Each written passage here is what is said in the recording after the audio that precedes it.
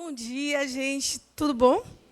Que a paz do Senhor Jesus esteja no nosso coração. Amém? Igreja lotada. E eu estou como? Claro, me tremendo. Faz parte do processo. Com emoção e sem emoção. Com emoção. Vamos que vamos. Nossa, gente. Vamos que vamos, né? Então, para você que está nos visitando, para você que é a primeira vez conosco, talvez você pergunte, por que festa do tabernáculo? Por que, se nós não somos judeus? Por quê, né? Então, vamos lá, só para a gente fazer com que vocês compreendam que o nosso Deus, ele é um Deus que trabalhou com uma história, desde o início até chegarmos até Jesus e a gente receber a revelação e sermos introduzidos através da igreja. Então, quando o Senhor, lá no princípio, chamou, a partir de Abraão, o povo, e formou esse povo, e estando esse povo ali já caminhando mais lá na frente, né, em meio ao deserto, onde eles foram aprender algumas coisas com o Senhor. O Senhor, a fim de ensinar sobre Ele, o nosso Deus é didático. Sempre lembre disso. O nosso Pai, Ele é didático. Ele nos ensina de diversas formas. Então, Ele ensinou através da sua palavra, tirando... Eu estou pegando o eco de mim mesma, viu? Só para ficar claro aí. Para eu não ficar parecendo que tem fantasma. Estou engraçadinha, né? Para esconder um pouquinho o nervosismo. E o Senhor, Ele... Agora, parou, amigo. O Senhor, Ele nos ensinou com sua palavra, Ele nos ensinou mudando as pessoas de lugares, né? Ele formou um povo ali, deixou que o povo crescesse, depois Ele arrancou o povo de lá, levou o pessoal para o deserto. E, no deserto, para além de trazer as leis, para além de ensinar a maneira como Ele desejava ser adorado, além de ensinar quem Ele era, Ele trouxe as festas também, para que as pessoas pudessem contar os dias, percebendo... Ô, gente, por favor, me ajude. Contar os dias. E nós, como bons ocidentais, estamos acostumados a viver os nossos dias como nossos. Mas eu gosto de quando o salmista Davi sempre diz, né? Ensina-me a contar os dias, para que eu possa alcançar coração sábio. Porque quem aqui não se cansa das rotinas dos seus dias? Mas uma vez que nós começamos a aprender sobre o nosso Deus, que é um Deus que nos ensina do início até o fim, a gente começa a se deparar com a realidade de quem Ele é e perceber que, para Deus, os dias têm sentido. Os nossos dias têm sentido. Os nossos dias têm valor. E Ele, como um bom pai, Ele ensinou o povo, desde quando eles saíram do deserto, né, e entraram ali. Saíram, do Egito e entraram no deserto. Eles ensinaram ali um povo a perceber que era um momento de libertação que eles estavam passando, e ali há um marco, que é a Páscoa, e, consequentemente, por um outro tempo, o povo vive perdido, e ele traz as tábuas da lei, que era como um memorial para que eles pudessem lembrar do que agradava e desagradava ao Senhor. E ali eles comemoram. E tem uma ideia, né, mais ou menos, do que é Pentecoste, que a gente vai ver também lá em Atos, e essas duas festas. E essas duas, elas já aconteceram, em Jesus foi cumprido, em Pentecoste, o Espírito que está em nós.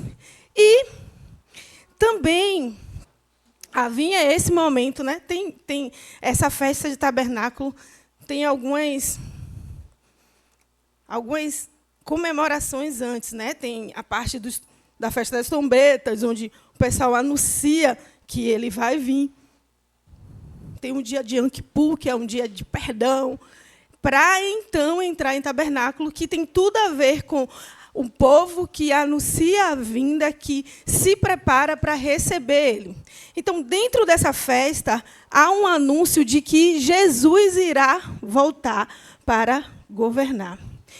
E até hoje, o povo judeu, eu acredito que, durante agora mesmo, eles não apenas comemoram, eles têm uma atitude, eles param tudo o que eles fazem na vida dele normalmente, e eles vão para um lugar onde eles constroem tendas, onde eles comemoram ali, na ideia de ser grato a Deus por tudo que o Senhor fez.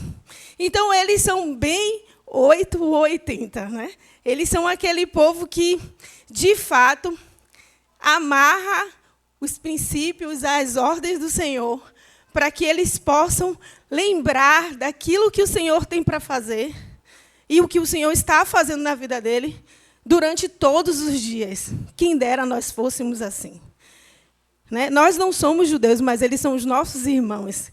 E que coisa, né, que a gente precisa aprender com ele, porque talvez hoje a gente lembre de uma palavra e amanhã, quando a adversidade venha, a gente esqueça. Mas se nós pudermos praticar cada vez mais essa ação de lembrar dos feitos do Senhor, como bem o nosso irmão Jorge falou aqui, o nosso coração, ele traria sempre e teria sempre um lugar de júbilo, porque eles lembraram de como eles foram arrancados do Egito, como o Senhor, como um pai, amou eles de tal forma, guardou, protegeu. Para os que estão nos visitando, ou aqueles que é a primeira vez que vai na igreja, eu não sei, tem pessoas bem diferentes aqui.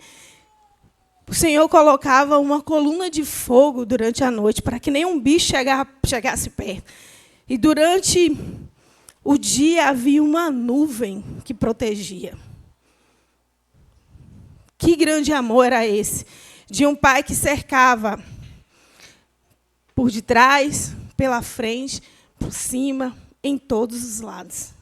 Então, esse Deus Pai, ele nos chama para perto, e ele chama esse povo para perto, para falar e revelar quem ele é. Então, nós comemoramos, sim, essa festa como bons cristãos, porque a nossa verdadeira esperança está em um dia ele voltar para tabernacular conosco, voltar para, de uma vez por todas, governar sobre nós, para que toda maldade seja arrancada, que todo mal seja tirado, que toda dor.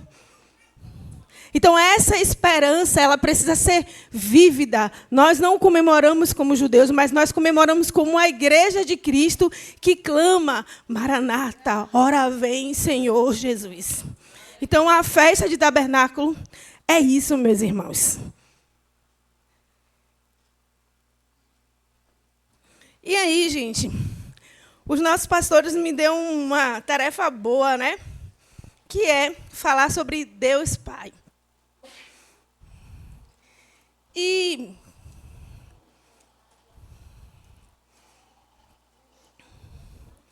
ver Deus como um pai talvez seja o desafio de muitos de nós. Mas ele é pai. E ele é pai desde o princípio. Ele é pai eternamente. Porque ele é pai se revelando como pai de Jesus, que estava com ele antes de todas as coisas se formar, e esteve com ele na criação de todas as coisas, e obedeceu a ele, morrendo a morte de cruz, para que por mais uma vez, e de uma só vez, nós pudéssemos ter a vida dele. E tendo a vida dele, ele morreu, entregando a vida para nós, ressuscitou, está à direita de Deus Pai, pela riqueza da glória de Deus. Hoje, Jesus está num trono assentado, para que eu e você tivéssemos vida. Mas ele não está lá e nos deixou só. Ele nos deu um Espírito, para que nós não pudéssemos ficar órfãos. Então, a vida de Jesus que pulsa em nós não é uma vida distante, é uma vida presente. Porque nós temos o Espírito de Deus, aquele que nos consola e aquele que nos ajuda acerca de toda e qualquer dificuldade. Ele é um Deus presente, Ele deseja se fazer um Deus presente. E talvez a nossa maior dificuldade de entender esse Deus presente é porque nós passamos por adversidade onde parece que nós não vemos Ele. Mas vamos construir, vamos parar para ler um pouquinho aqui a palavra. Nós vamos permanecer em João. Está um mistério nessa igreja com João. Eu não estou entendendo, mas vamos lá. Quero saber se vai terminar o ano em João. João 1.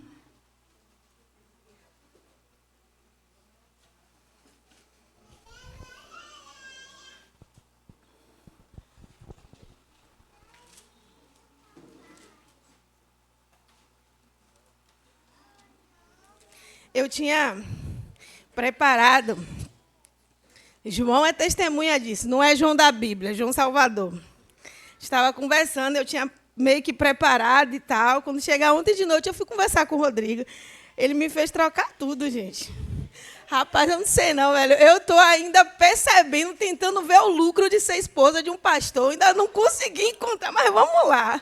Rapaz, eu estou assim, meu Deus, onde foi que eu me enfiei? Senhor, por favor, me acude agora.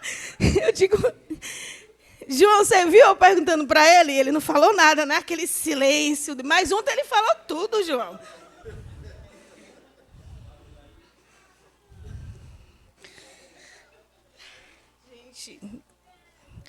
É forte. Ora por mim, gente. Ora por mim aí. Tudo certo, João? Ou não? É radacinha. Pô, te colocaram para trabalhar, não foi radaço. O pessoal daqui não está mole. E diz assim, vocês estão todos lá comigo? João 1. João 1. Graças. Mas vocês sabem que primeiro João fala de coisa parecida, né? Paulo tem o seu valor comigo, mas João eu sou fã, velho. Cara, quero trocar muita ideia com ele quando a gente se vê. Quero conversar, porque, ó, a pessoa trazia umas coisas assim que até hoje meu coração fica todo se tremendo. Como que ele entendeu isso? Aí vamos lá. João 1. Diz assim, no princípio era o Verbo, e o Verbo estava com Deus, e o Verbo era Deus. E ele estava no princípio com Deus, e todas as coisas foram feitas por ele, e sem ele nada do que foi feito se fez. Nele estava a vida, e a vida era a luz dos homens.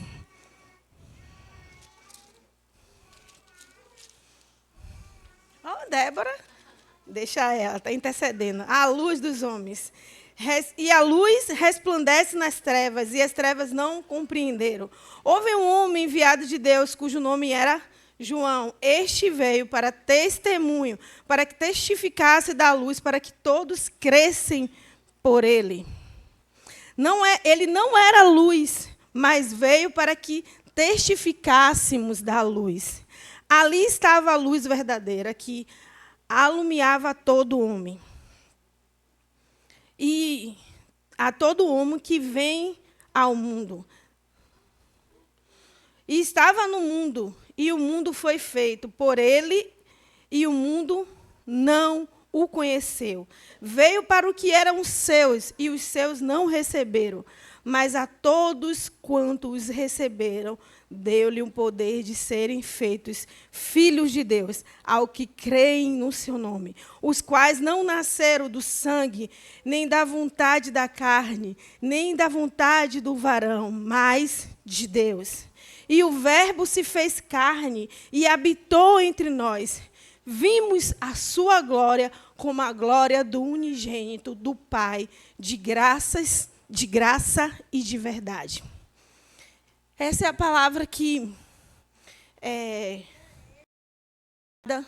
para que a gente pudesse pensar um pouco mais sobre esse Deus que é Pai. Quando, novamente falando sobre a história,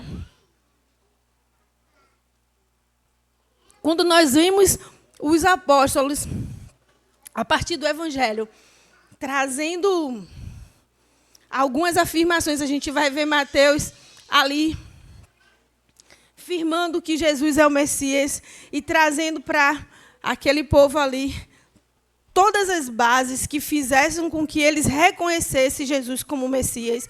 Não sendo assim também em Marcos e também em Lucas, mas em João. João ele tem uma aplicação direta em fazer com que a gente perceba que Jesus é o Filho de Deus.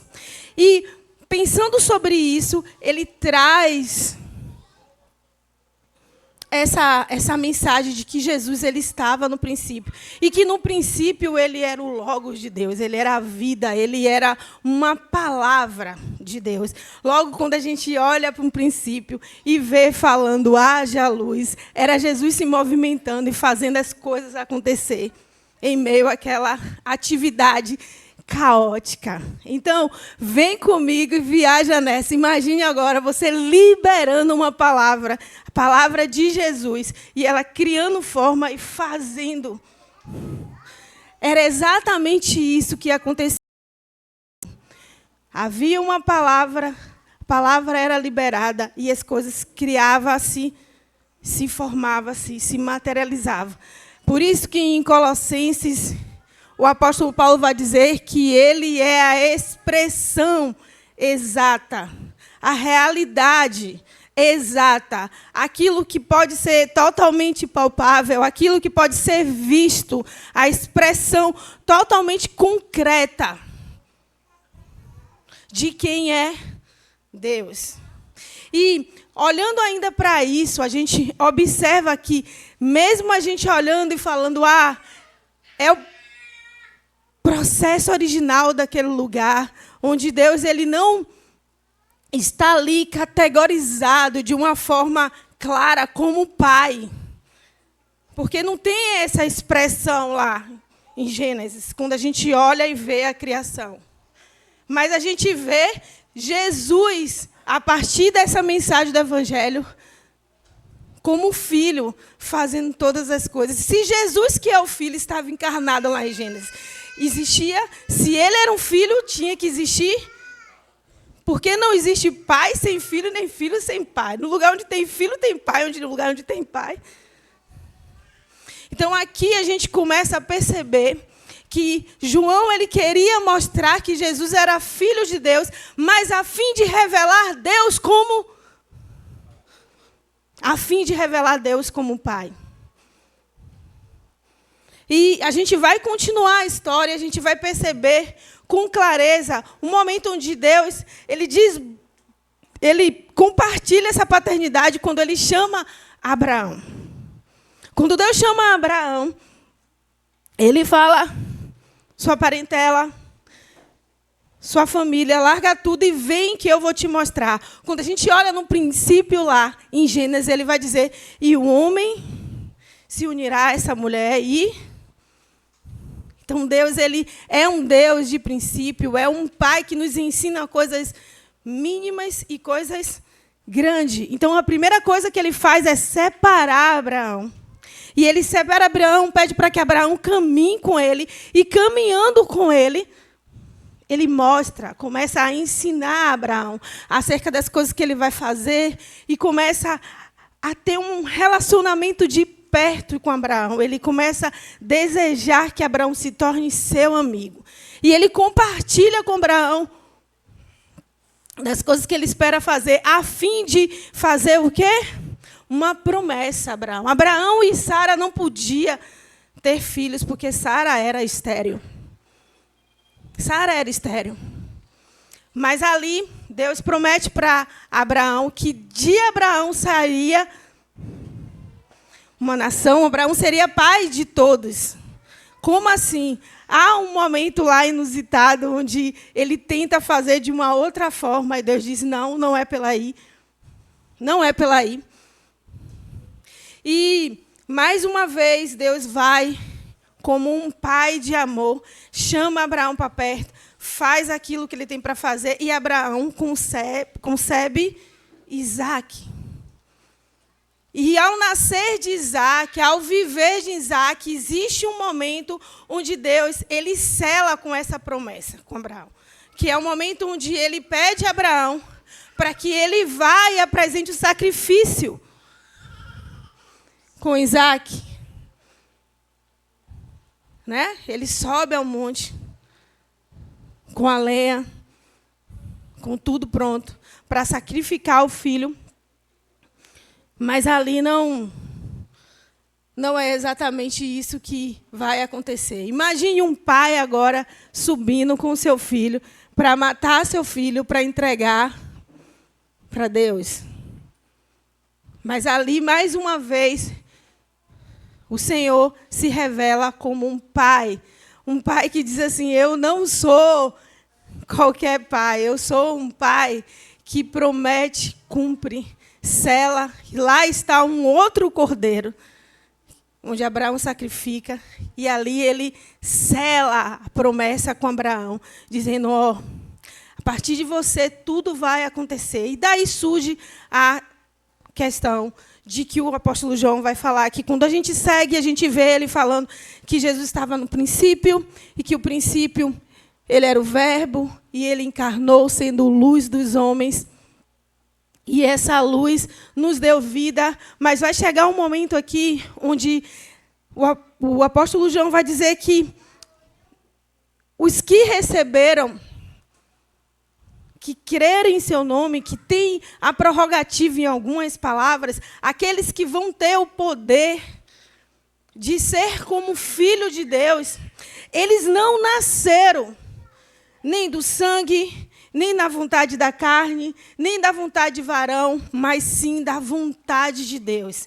Quando nós olhamos para a história de Abraão, nós percebemos que havia, sim, em Abraão, o desejo de formar uma família, mas o Senhor arranca Abraão do lugar onde ele está, chama Abraão para caminhar com ele e mostra para Abraão um outro caminho, um novo caminho, qual ele iria fazer para que Abraão pudesse ter um filho que não era dele, mas era de Deus para cumprimento do propósito. Então, ali Deus deposita a paternidade dele sobre Abraão. E essa paternidade de Deus sobre Abraão, ela vai perdurar. Até hoje, existem pessoas que acreditam que Jesus não voltou. E eles têm uma fé no pai Abraão. Então, o que João está querendo falar, o que João está querendo contrapor ali, em meio às pessoas que estavam diante dele, o que João estava querendo testemunhar é: o Filho de Deus, ele veio, mas não para que vocês fiquem pensando ainda que Abraão é o pai da fé de vocês, que a promessa é por meio da circuncisão. Não, não é mais isso. Agora é crer que o Filho veio. Agora é receber o Espírito como um penhor da herança. Agora é isso. O que João está querendo continuar a construir é isso. E quando a gente vai para lá, para João 14, abram comigo, João 14.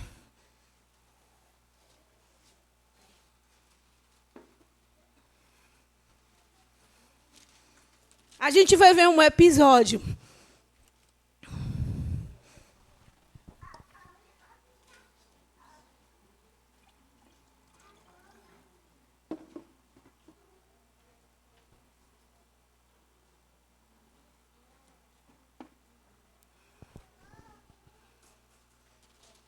a partir do 6.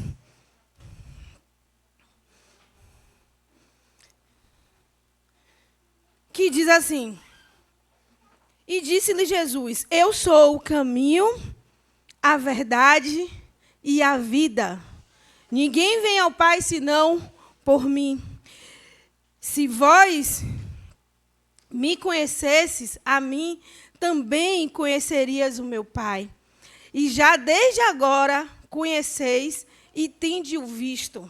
E disse-lhe Filipe: Senhor, mostra-me-nos o Pai, que nos basta. E disse-lhe Jesus: eu estou com você há tanto tempo, e você tem me pedido, e você não tem me conhecido, Filipe. Quem me vê, vê ao Pai. E como tu dizes, mostra-me ao Pai. Não crê tu que eu estou no Pai e que o Pai está em mim? E as palavras que eu vos digo, não os digo de mim mesmo, mas do Pai que está em mim, que faz as... quem faz as obras. Credes que eu estou no Pai e o Pai está em mim. Crede, ao menos por causa das minhas obras. E, na verdade, vos digo, que aquele que crê em mim, também farás obras maiores do que eu faço. E as farás maiores do que estais, porque... maiores do que eu faço. E farás maiores do que estais, porque eu vou para o Pai. E tudo quanto pedires em meu nome eu farei, para que o Pai seja glorificado no seu Filho. E se pedirdes alguma coisa em meu nome, eu farei. E se me amardes, guardais os meus mandamentos, eu rogarei ao Pai, e ele vos enviará o Consolador, para ficar com vocês para sempre. Para ficar com vocês para sempre. E o Espírito da verdade, que o mundo não pode receber, porque não vê e não conhece, mas vós o conheceis, porque habita convosco e estará convosco.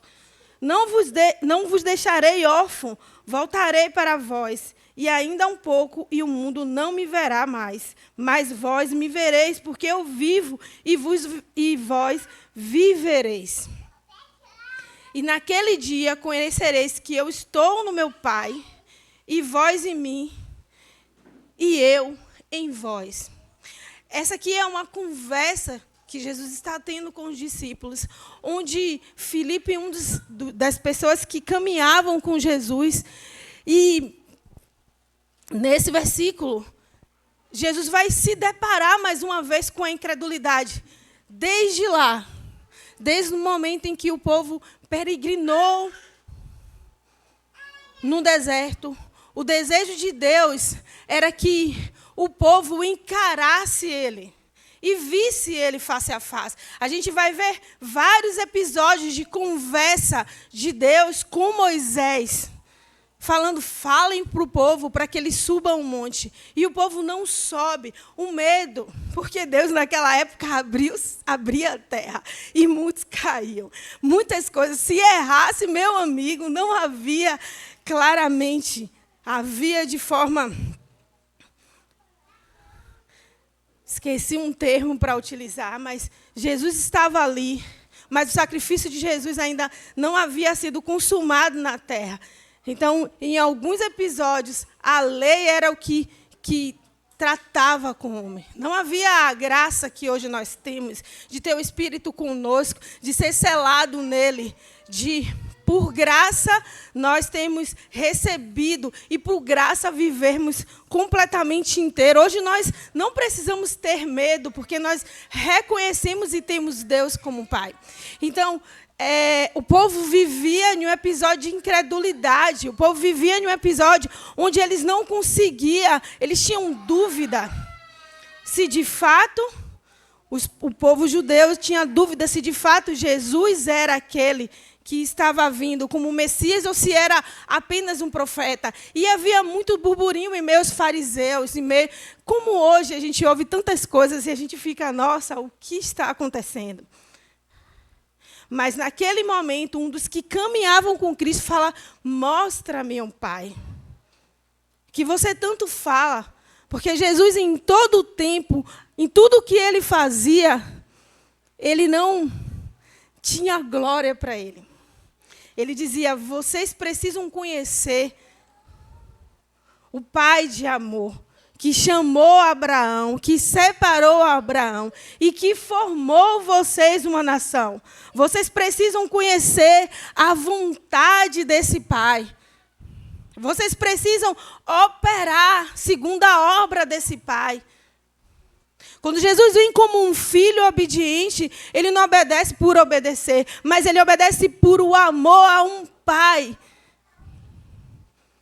que entregou ele, a fim de que nós pudéssemos voltar a ser presente a ele. O desejo de Deus, desde o princípio, era ser pai de todos nós, ser pai de muitos filhos. E isso é bloqueado a partir do pecado. Isso é bloqueado a partir de uma atitude de dúvida. Isso é bloqueado a partir de uma atitude de medo. Isso é bloqueado a partir de uma atitude de negação àquilo que era verdade de Deus. E Jesus, ele vem como essa verdade. E ele não só vem como essa verdade, como muito são as narrativas, né, minha amiga? Ele não vem como uma verdade, um discursozinho, uma palavra bonito. Ele vem como uma verdade encarnada, que finaliza por uma só vez a realidade de separação entre mim, você e Deus. Ele vem para ser, de fato, a ponte que nos conecta de uma vez por toda. Aquele que em todo tempo, desde o princípio, nos chama para perto, para ser o nosso Pai presente. Mas a verdade sobre nós é que nós ainda somos cheios de medo. Nós ainda vemos Deus como um pai carrasco. É fácil aceitar a vida e o sacrifício de Jesus que nos salva. É fácil aceitar as palavras de Jesus que alivia a nossa alma. Mas é difícil de conceber a ideia de ter um Deus presente, um Deus que fala com você, um Deus que te instrui sobre todas as coisas, um Deus que pede o governo na sua vida. Porque, meus amigos, assim como a gente olha lá, Lucas 14, a história...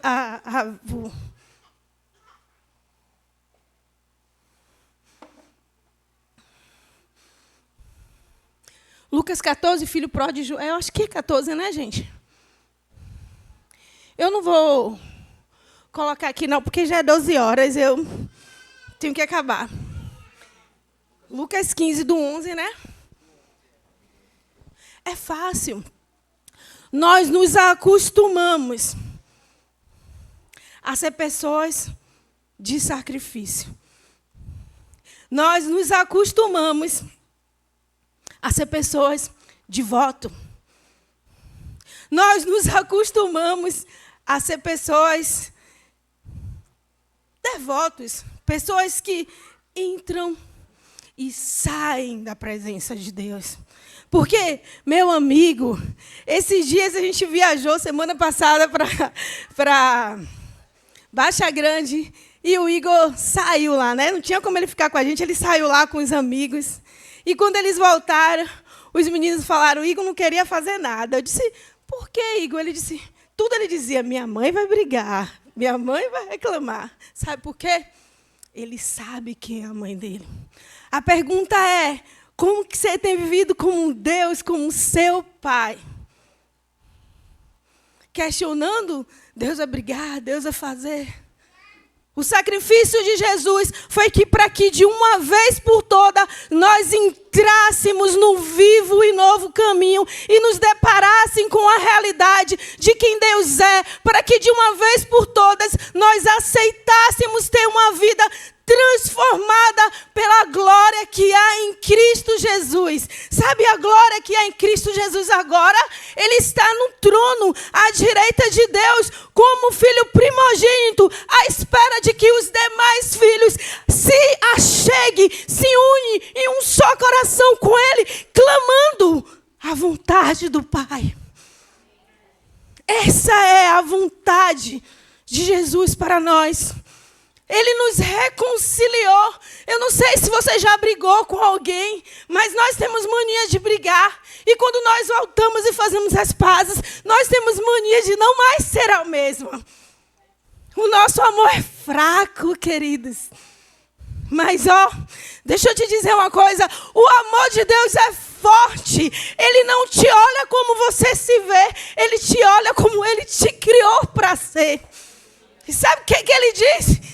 Não importa o que você faça, não há nada que possa te separar do meu amor. Não há nada, não há pecado, não há nudez, não há perseguição, não há potestade, não há coisa do passado, do presente. Não há nada, querido. Não há nada. Mas sabe qual é a grande questão? É que nós não nos relacionamos com Deus como um pai. Nós não deixamos que o Espírito fale, eu sou o seu pai.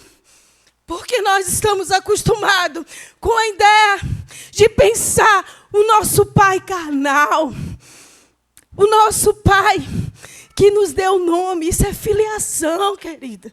Isso não é paternidade. Isso não é paternidade.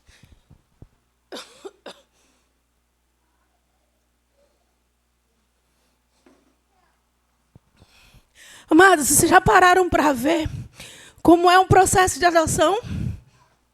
Vocês já pararam para perceber isso? Vocês já pararam? Talvez aí esteja a chave. Talvez aí esteja a chave. Porque quando uma criança, ela se torna um órfão, ela é destituída daquela família. Ela vai agora e ela vai ficar a critério do governo. Ela vai ficar num abrigo. E o governo vai trabalhar para que essa criança ela perca essa família, destitua ela da família. E uma vez que essa criança ela é destituída, ela é liberada para que outra família venha e adote. Foi isso. O pecado nos colocou em um abrigo, mas Jesus pagou o preço para que nós, por uma vez por todas, recebesse o Pai da eternidade em nós. A grande questão é essa: você quer Ele como um pai na sua vida, ou você vai se conformar com essa vida de abrigo? Com essa vida de várias dores, ninguém me quer, ninguém me suporta. As marcas da nossa filiação, ela nos impede de ver a glória do Filho presente que está diante do trono clamando por nós.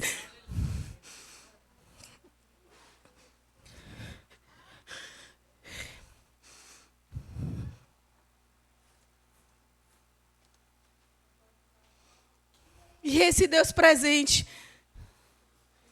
Ele quer habitar no nosso meio. Ele vai habitar no nosso meio. Meu irmão, todas as coisas que eu estou falando, todas as coisas que eu estou puxando você para fora, ela não é condicional. Ela é verdadeira. Ela é real. Entenda uma coisa. Nós veremos Ele face a face. Nós nos depararemos com Ele face a face.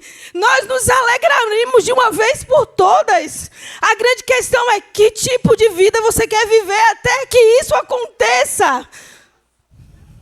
Que tipo de ilusão você quer viver até que isso aconteça? E voltando, em Lucas 15, a gente vai ver a realidade de um pai ali. A história do filho pródigo. E ali, naquela história, a gente vai ver dois filhos. Um filho que fica com o pai e um filho que vai. É grande? Dá para eu ler, gente? Porque eu estou sentindo que eu preciso ler isso aqui.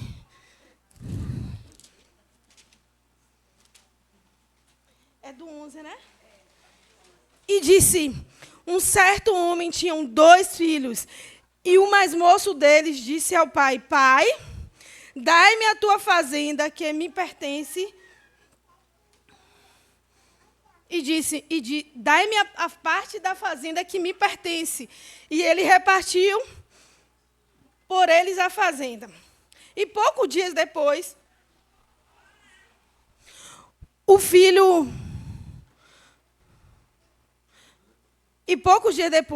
mais novo, ajuntando tudo, partiu para uma terra longínqua e ali desperdiçou a sua fazenda, vivendo dissolutamente. E, havendo gastado tudo, houve naquela terra uma grande fome e começou a padecer necessidade. E chegou-se a 2 cidadãos daquela terra, o qual mandou para que seus campos apacentasse porcos. e desejava encher o seu estômago com as bolotas que os porcos comiam, e ninguém lhe dava nada. E caindo em si, quando os trabalhadores de seu pai, ele pensou, né? Os trabalhadores de meu pai têm abundância, têm pão, e eu aqui pereço fome. Levantar-me-ei e irei ter com meu pai, e direi: Pai, pequei contra o céu e pequei contra ti. Já não sou digno de ser chamado teu filho. Fazei-me como um dos teus trabalhadores. E levantando-se, foi ao seu pai. E quando estava longe, viu o seu pai, e se moveu em íntima compaixão. E correndo, lançou-se o pescoço e o beijou.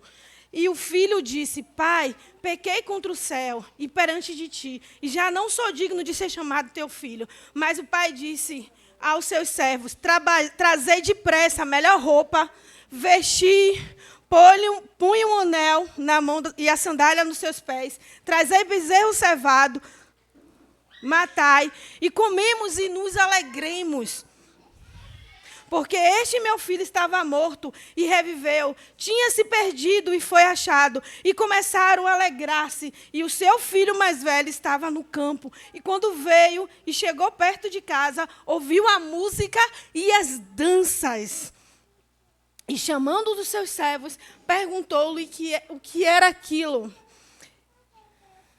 E ele disse: Veio o teu irmão e o teu pai matou o bezerro cevado, porque o recebeu são e salvo. Mas ele se indignou e não queria entrar. E saindo o pai que estava com ele, mas respondendo-lhe disse ao pai: Eis que te sirvo há anos, sem nunca transgredir o teu mandamento, e nunca me deste um cabrito para alegrar-me com meus amigos. Vindo, porém, o teu filho, tu sempre... Calma. Vindo, porém, este filho que desperdiçou a tua fazenda, com as meretrizes, mataste um bezerro cevado. E disse o pai ao filho: Tu estás comigo em todas as coisas, minhas são tuas. Mas era justo alegrarmos e regozijarmos, porque este teu irmão estava morto e reviveu, tinha se perdido e foi achado. Eu não vou ficar aqui perguntando quem é um e quem é outro, não é isso. Eu só quero falar uma coisa. Às vezes, nós cremos nessa realidade que Jesus fez conosco. Nós sabemos que Deus, Ele é nosso Pai, sabemos por via de informação, mas nós nos comportamos como os dois filhos. Estando na casa do Pai, nós nos comportamos com dois filhos.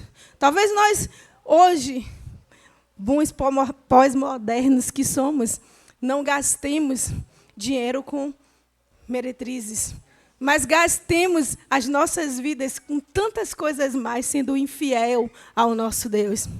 E talvez você seja aquele que fica ali...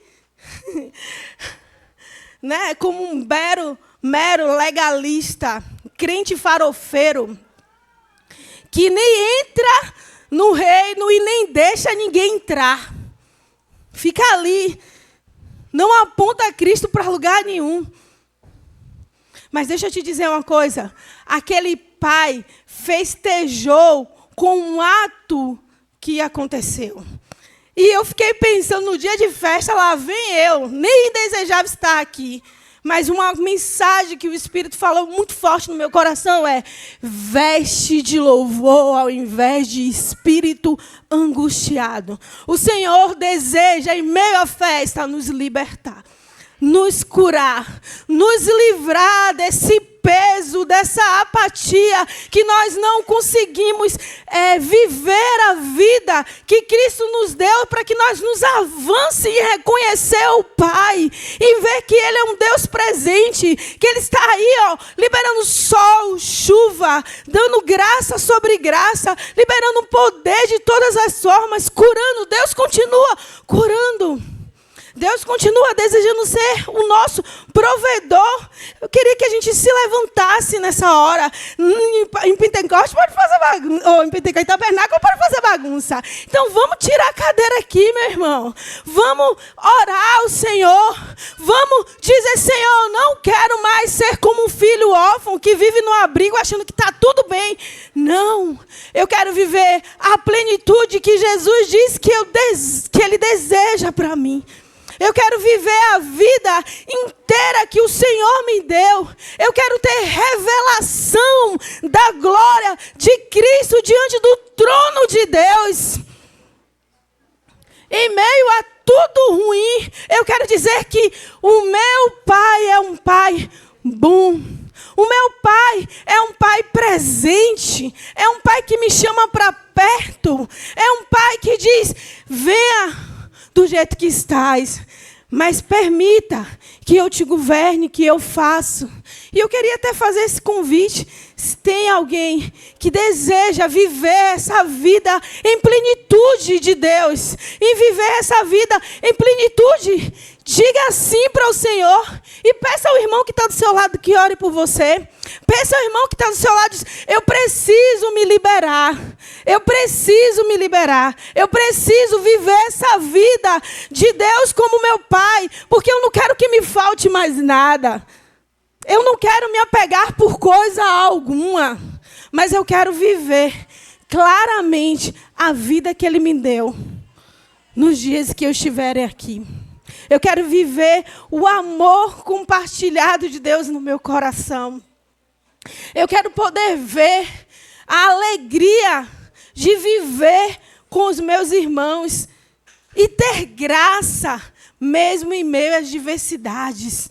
Ter graça, mesmo em meio às lutas. Eu quero ver o poder de Deus operante em minha vida. Ainda que seja para eu ser liberto, ainda que seja para eu ser curado, eu não vou ter reputação. Eu quero ser como um filho amado de Deus. Eu quero a revelação de Deus como meu Pai. É isso. Vamos orar? Vamos orar?